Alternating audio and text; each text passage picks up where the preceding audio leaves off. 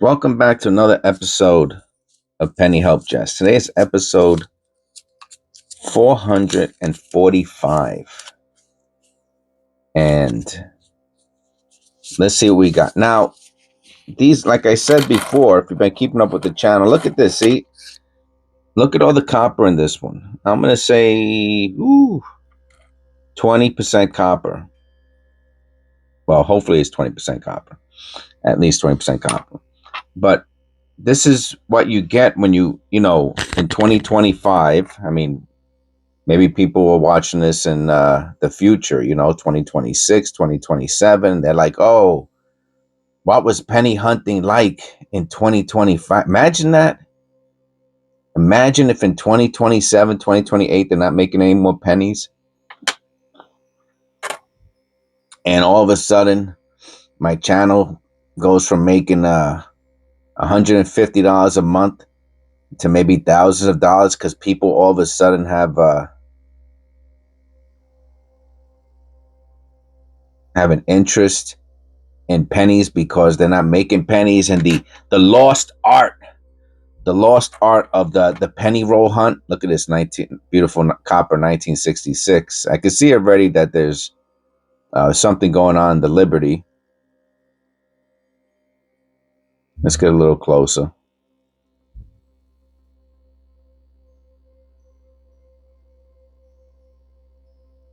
Oh yeah. Wow.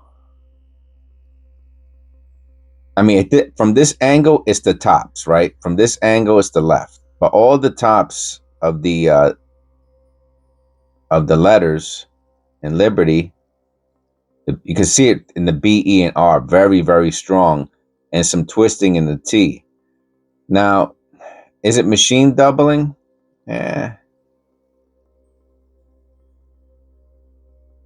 Probably.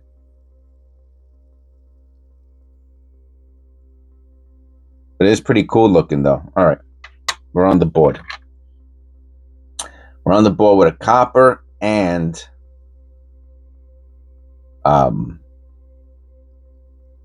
is it still considered an error? That's a good question. Is machine doubling still considered to be an error?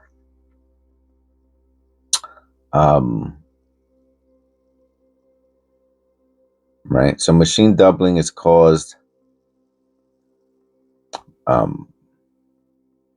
by the strike, right? Something happened during the strike. The die moved around, the misalignment, that twisted, that tilted the die, the working die when it struck.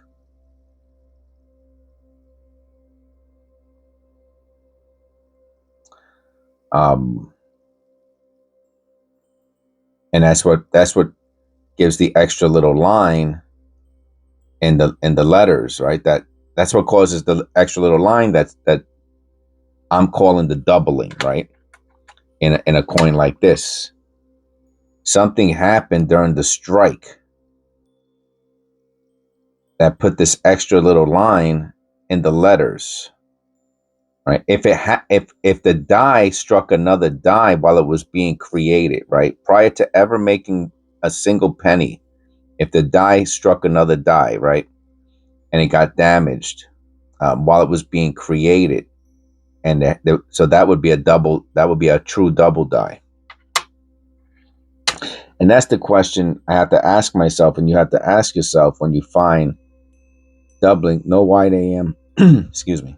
No white AM. When you find a coin, a penny, or any coin really, and you see, you start to see doubling in the letters and the numbers and the fate, wherever you see it, you have to ask yourself, why is there why is there doubling on it? Why is it there? Is it there because of the die? The die is doubled, or because of the strike? The die is not doubled. If the die is not doubled, does not have any doubling on it, it is not a true double die. That is probably the most simple way of looking at it. If the die is not doubled, it is not a true double die. The die has to be doubled. Now, with that said, there are some, see the B, at the top of the B, there's a line, but the line is inside the letter. It's not a second letter. It's inside the letter.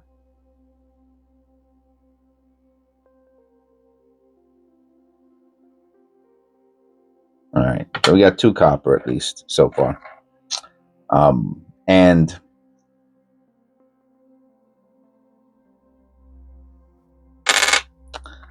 that it's confusing. That's the, that's the tricky part, right? Differentiating between a true double die and a not true double die sometimes can be tricky, and that this penny is a good example of that, because you can see a separation, a splitting. You can see a line in the same place, right, on the B, the E, and the R, right? Then you see twisting in the T, twisting in the Y, and it becomes confusing. It's like, what's going on over here, What caused that? What caused that? So the thing is, they're both doubling. See, it gets even trickier. Of course, I wish that's an extra V right there. I have to check. So look at this. We got the extra V, man. Now look, if you're still here after 7 minutes, then you are a channel. You like the channel. You like the content that I'm putting out.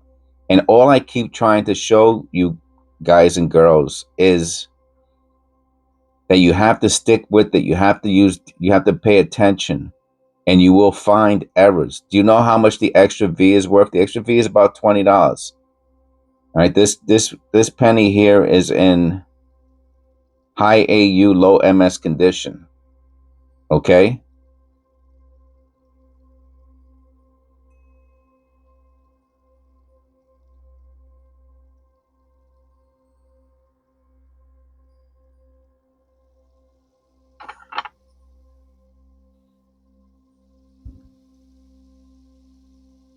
We found the extra V.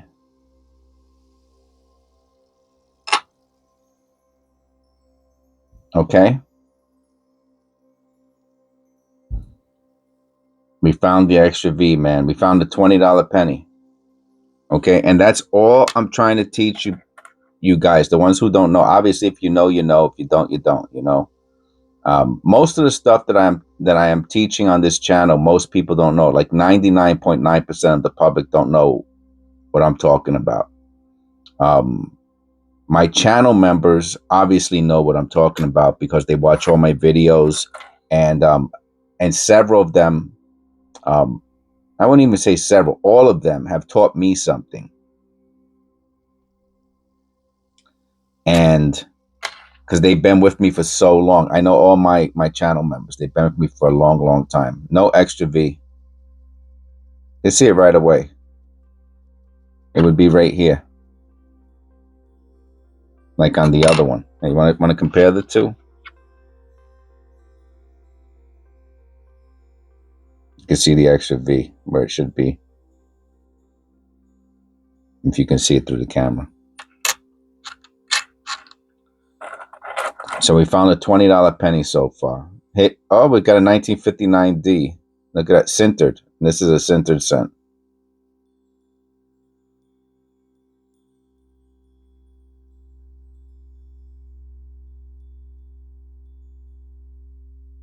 It's in rough condition, but it's still a keeper. I still keep all of them. So that's all I try to do on this channel, right? Because there's a lot of people out there. I was like this when I first started, right? Today you heard me talking about the difference between a true double die and and mechanical doubling, 1998. No white AM.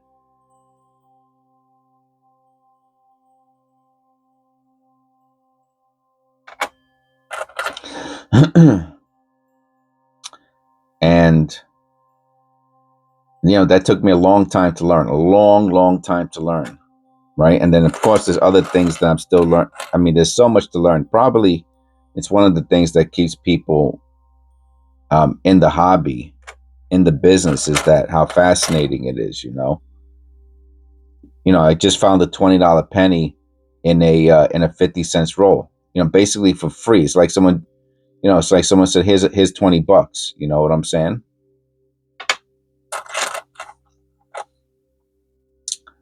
Nice 2024. Wow, that's a beauty. That's like a perfect 2024.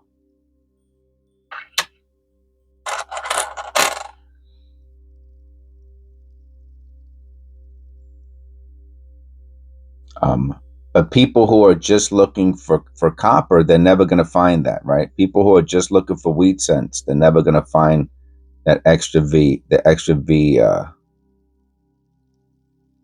Let me look at this Liberty under the loop. It looks, I got the light on. Yeah, see, the light messes it up. I'm sorry about that. Wow.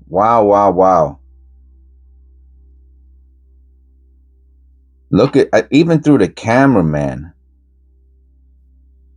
Even through the camera, I can see the doubling on this, and it's really nice looking doubling. Let's see what angles it look the best. No, not that way. How about upside down? Yeah, you can see it. Now it's the top, but it's the bottom of the B, E. All right, let me look at this through the loop. Again, it's most likely it's mechanical doubling, but it's good, man. It's good mechanical double. I mean, look at the doubling on it.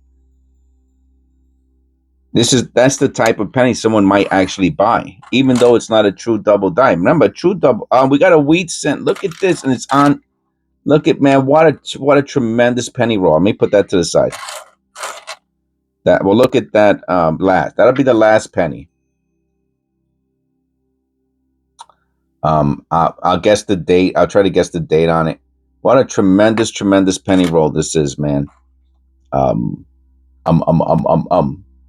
can't stand when people do that. You ever hear people talk and they go, I try not to do that. I do it. I do it more often than I want. I try to catch myself with the ums. When I hear people talking like that, it annoys me to no end. And they say everything after they say it, they go, I went to the store, and it's like that. I think they're trying to use comes out instead of going and. Like, I went to the store and then I went to the bank, and then I went, like they're trying to say and then, but they are coming out with and I catch myself doing that. No extra, no white AM, and I catch myself doing that, and it's so annoying. 2022.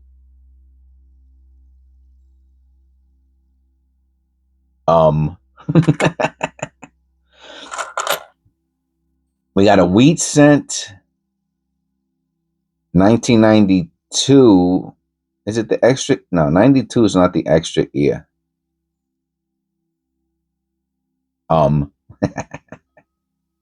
Maybe if I do it on purpose, I won't do it by accident.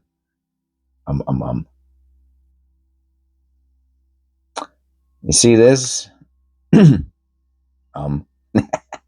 Okay, I'll stop. See this? These lines? Let me see. Does it go on to the edge? You know what? I was going to say, I think these lines are from the Akala era. But what happens is you will see lines on the edge. But this one, it's not on the edge. It's only on the rim. So it's a little interesting. So that is basically the question you need to ask yourself, just so that you know what direction you're going in. You know, not that it doesn't matter if you just. I mean, it doesn't. It doesn't. It doesn't. It matters. It matters depending on what you want. If you just want copper, right? You just want the copper. PMD. If you just want copper, then no, it doesn't matter. But if you want to learn and you're just separating copper from zinc, then you're never going to learn anything, right? Because there's a whole crazy, difficult process in all of this. And you're never going to learn that just by separating copper from zinc and looking for wheat cents and filling up penny rolls. You're never going to learn anything about errors. So if your goal is to learn about numismatics and coin errors, and all you're doing is separating copper from zinc, looking for wheat cents, maybe 1982s, maybe 1970. You know what I'm saying? You're just looking for certain things. You're looking for, and you're filling up. You think this is copper? You think this is zinc? I think this is zinc. I wonder what that is. Piece of dirt. Let's see. It's an 82. I'd have to weigh it. Now I think it could be copper. I would have to weigh this one. I don't know what it is. Nice misaligned die. Nice. How about in the reverse? No misaligned die in the reverse, just on the front. Nice misaligned die. Nice penny. Then you're never gonna reach that goal, right? How do you reach that goal? Well, obviously I'm gonna say watching the channel, right, is gonna help you reach the goal of your numismatic goals, right? The truth of the matter is, yeah, there I go again. I didn't do that on purpose. The truth of the matter is, yeah, I guess just watching this channel would if you after 1 year of penny roll hunting, you know the difference between you can identify the difference between mechanical doubling and machine doubling.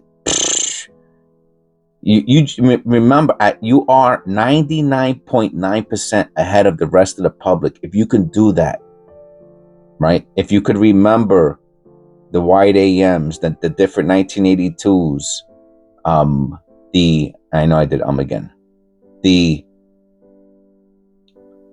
What a misalignment is, difference between a misalignment and a off-centered. And there's so many. If you know what I know after a year of following the channel, you're doing great. You're ahead of 99.9. Now you might say, well, how about those people who have those YouTube channels who, they're like coin dealers, coin collectors, that they're numismatists? How about them? Well, those are special people. It's like saying, you got someone who's an EMT, right? The person on the ambulance. They're very knowledgeable, but their course is a 6-month course, right? And as long as you pass the course, you get certified, licensed, whatever, and you're running around in an ambulance, you're saving people's lives. You can't compare that person to a licensed practitioner, a licensed doctor, right? They're two totally different levels of education. One went to school for 8 years, one to school for 8 years and then did a 4-year residency. I mean, it's a whole totally different ball game. And the same thing goes. It's very similar type of concept with coins, right? Like, so I would, but an EMT is way more knowledgeable than the average person, right? They're more knowledgeable than 99.9% of the average people, but they're not doctors. Look at all the mechanical doubling on this one. Even from this distance, I can see it. And right now, oh yeah, that's nice, man. Look at the top of the Y there, and the R, the E. This is really nice. And it's an 82.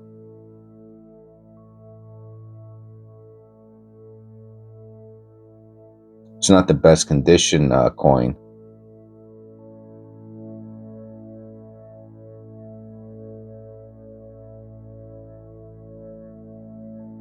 Restrike. See, because of the grease, right? See, this is my theory. Because of when you see grease strikes and you see mechanical doubling, to me, the grease made the coin, the planchet shift a little bit when it was being struck. That's all. And it got this mechanical doubling as a result.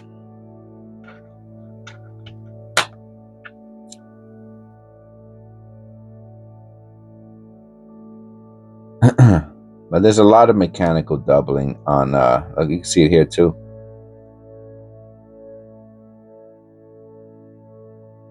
All these pennies have mechanical doubling. Now, that is a pretty thick B, I have to say. Let me look at that under the loop. Yeah, it's pretty, it looks, they have to move the light. I have the light that's on a swivel over here.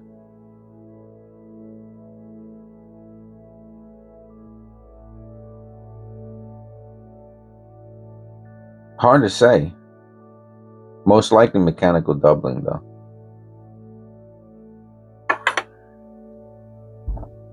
But it is pretty cool looking. You can see the splitting or the internal. I don't even know what the word would be. It's not. It's really not separation. It's just a line. Lines that are being placed as a result of the tilting of the die. Well, look at this one. That's our last penny. Don't forget. Nice 82.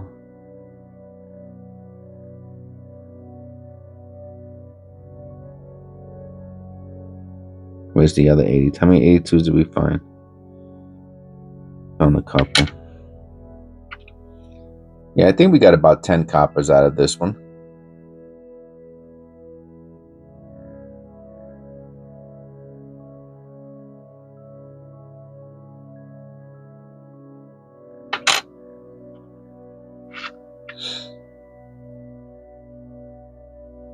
Yeah, that extra V, man, that was a treat. That's the second one I found in all this time. My good buddy Eric from Kenai Collectibles showed me how to find it. Must have took a week for me to understand what he was telling me. It's crazy. Just for something so simple like that. All right. Let's look at this. Let's look at the reverse. I like when I find them on the reverse because they oh, I can't stand when I do that. Because I get to look at it and see the details. And oh,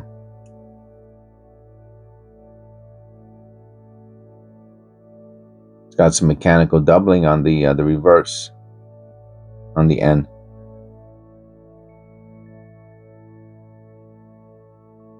And my God, I'm gonna punch myself in the head. All right, I'm gonna go with late 40s, early 50s. Oh, a 44. A 44. How let's look at the I tell you, I'm on a roll today. Let's look at the mintage of the 1944 Philadelphia penny. All right, so 1944 is so that's a pretty wild. That's the year that the Zincs came out. So the P, they made 1 billion coppers, or is that which is the real expensive one? Oh yeah, the 43 is the expensive one. Is it? I mean, there's 684 million P's 1943, or is it the 42? I don't know. All of these, there are millions of them. For some reason, I got like the 43 The copper 43. Anyway, let me look it up on eBay, see what it's going for. 1944 penny.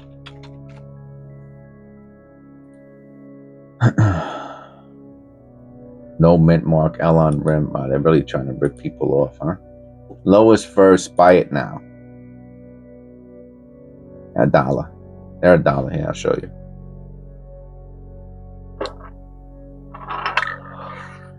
It's like the lowest one on eBay, $1. Free delivery, I guess they put a stamp on it.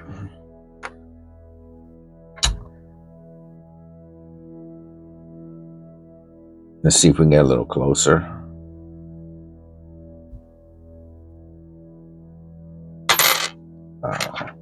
That's good luck.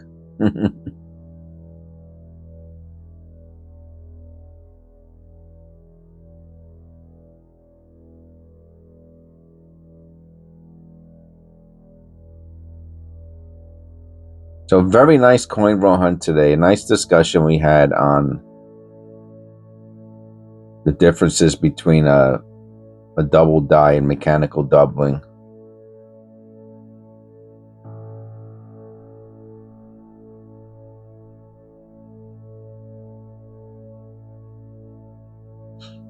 And we found that extra V, which was, of course, tremendous penny to find. It's a $20 penny. That's not it. I kept the other 23 next to it because I'll do a short video on it.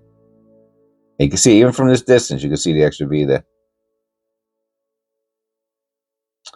So, yeah, those are the two winners of the day. We got a bunch of mechanical doubling, 10 other copper pennies, and some 82s. And a 59D. We also got the 59D. This was a really nice penny roll hunt. I hope you enjoyed it. I hope you enjoyed the channel's doing. YouTube, it appears, is letting off of the brakes a little bit on the channel. I don't know why. You know, I really don't talk about politics here, even though I have a certain leaning, obviously, you know. But I don't talk about it, you know, so I don't know what their deal is, you know. But they throttled me for about the past 8 months. They've been throttling me, so it looks like they're taking up. What they do is it won't show up in people's feeds. People who are subscribed or interested in it, my channel just won't show up, and so the views will just kept going down. Now all of a sudden they're just going back up. So I know YouTube is just like letting off of the brake. Not for this. It's not this channel. Remember, it's an algorithm. It's a computer. It's not like they're like, oh, we're going after Jesse's channel. No, it's their algorithm and how they have people tweaking the algorithm that say, oh, you know, if this person goes against their ideology, then they don't want them to get paid and make money on their channel that really is trying to shift people to their way of thinking. It's that I know it's that simple, you know. So they know everything that you do by your channel, you know, what you watch, you know. So I was doing 30,000 views when I first started the channel, and then all of a sudden it dropped down to 5,000. Not all of a sudden, excuse me. A year later, doesn't make any sense. When I have thousands of videos, all of a sudden I'm getting, you know, 5 to 10,000 views. When I first started the channel, I was doing 30,000 views per day. It doesn't make sense. The only thing that makes sense is the algorithm. For whatever reason, you know, they didn't want me to be viewed. Anyway, so that's my last 2 cents on that topic. All right. God bless. I'll see you in episode 446.